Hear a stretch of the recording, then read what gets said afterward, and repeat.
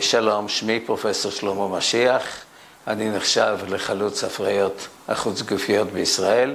היות ובשנת 1982 השגנו את ההיריון הראשון בישראל בהפריה חוץ-גופית, והוא גם היה החמישי בעולם כולו, ומאז שיפרנו וקידמנו את תהליכי ההפריה החוץ-גופית, אבל עדיין אנחנו עומדים ומתוסכלים לנוכח העובדה הסטטיסטית שרק 30% של ההריונות מתקדמים לכיוון הריון בר קיימא וללידה.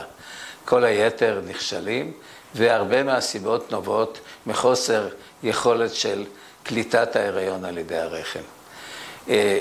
המכשיר של אטיקה צופן בחובו את הסיכויים להגברת הקליטה של ההיריון על ידי הרחם, ואולי גם להפעיל תהליכים השכלה.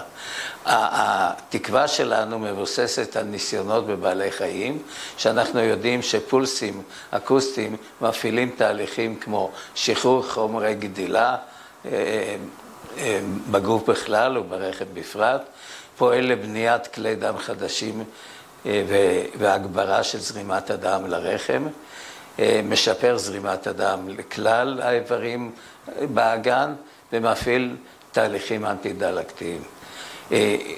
בהתבסס על ההצלחות בניסיונות בעלי חיים, אנחנו כמעט משוכנעים שהתהליך הזה יגרום לכך שאחוזי ההצלחה בהפריה חוץ-גופית יגדלו משמעותית על הקיים, ואנחנו בתקווה שנוכיח את זה בניסיונות בבני אדם.